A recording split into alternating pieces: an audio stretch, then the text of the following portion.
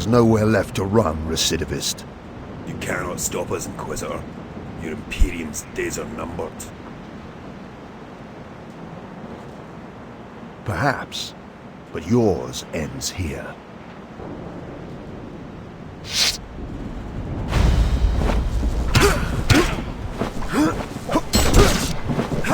I will make you scream like the girl did.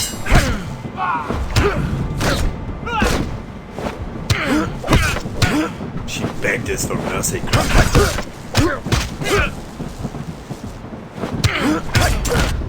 Still, come join her in hell.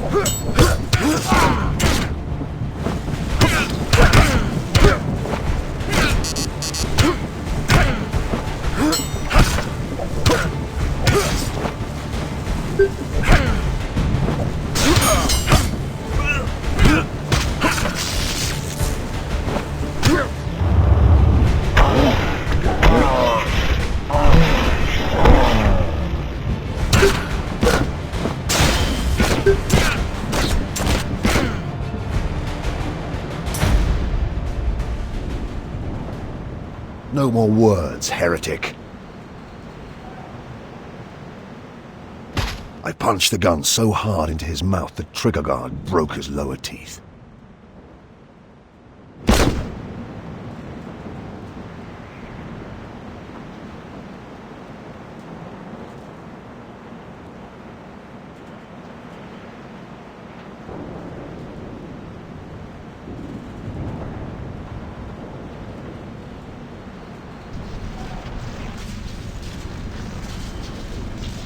Most perturbatory.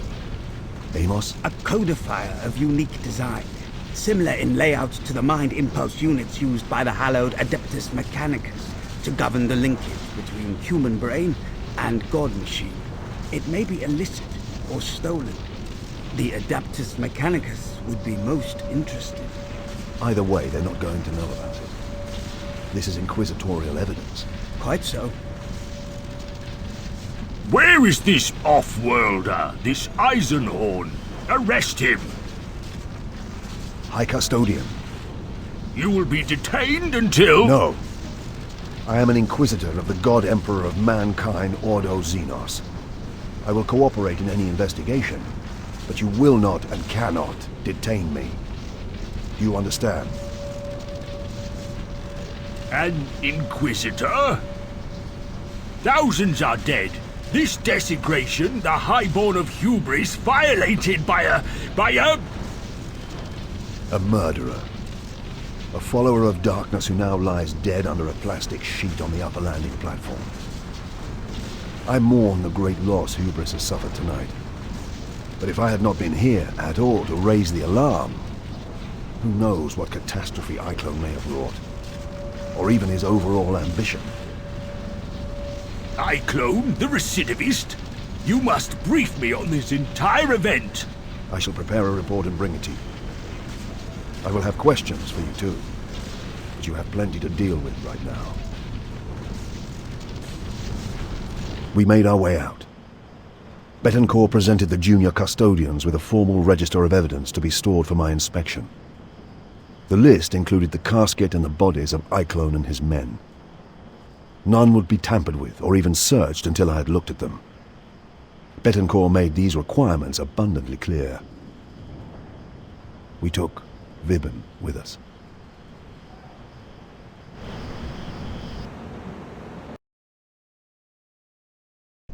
It looked as though we may have had to remain on Hubris for a week, maybe longer if Carpel proved difficult. But the investigation could not wait. As soon as I returned to the gun cutter, I went to see Loink, our astropath.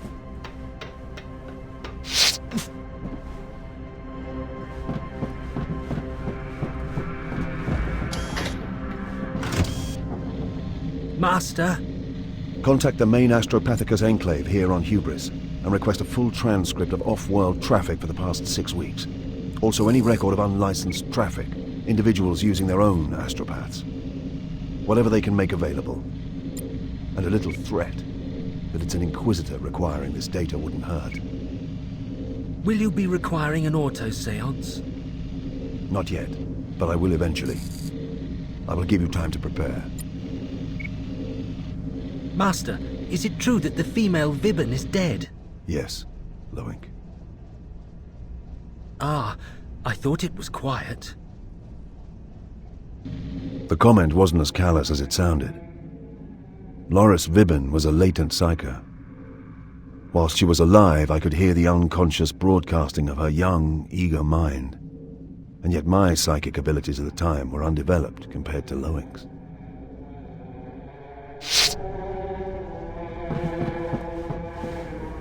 Loink, although a young man, was already physically deteriorating from the demands of a psyker's life. He hadn't been with me long. My previous astropath had been killed trying to translate a warp cipher 6 weeks before. I spent an hour with Amos in his cramped data slate-filled room preparing a report for Carpel. I set out the basic details, reserving anything I felt he didn't need to know. I accounted for my actions. I made Amos check them against local law. In truth, I was bulletproof against local legislation, but I wanted to check anyway. An Amalathian prides himself on working with the structures of Imperial society, not above or beyond them, or through them, as a mono-dominant might. I wanted Carpel and the senior officials of Hubris on my side, helping my investigation. Although exhausted, I could not sleep before paying one last visit to Vibben.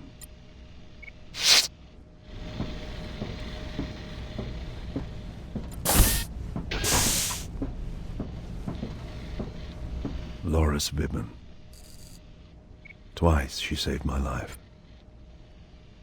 She saw herself as my aide and bodyguard, but in truth, she was more a companion and fellow warrior.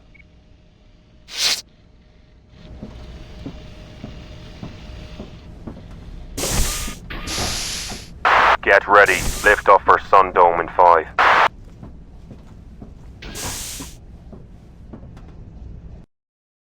For the first time in 6 years, I did not dream about Eyclone. I dreamt of something else.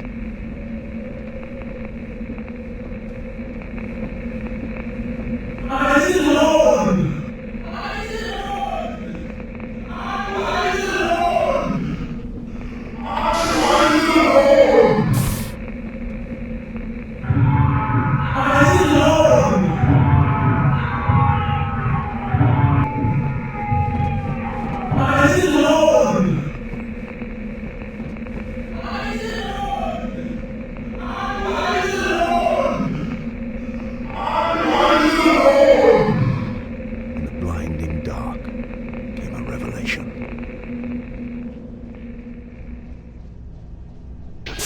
Blank eyes were empty.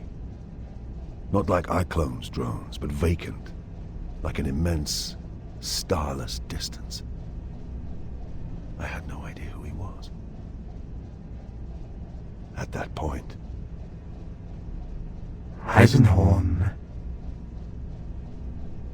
Touchdown! Destination reached. Ready to disembark.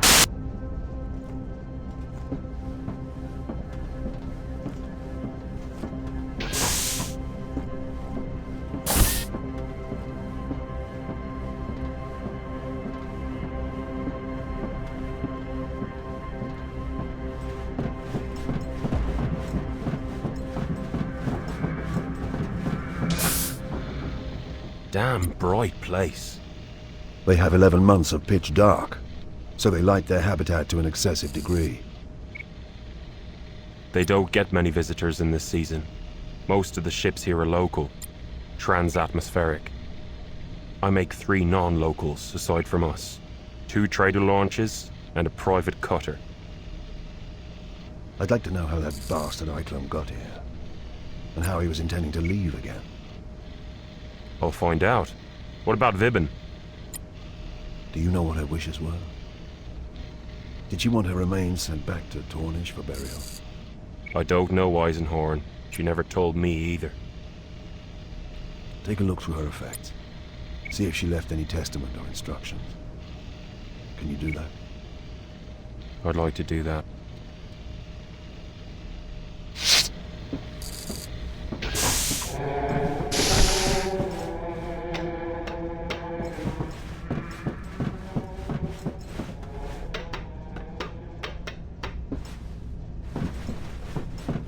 Amos had completed his report.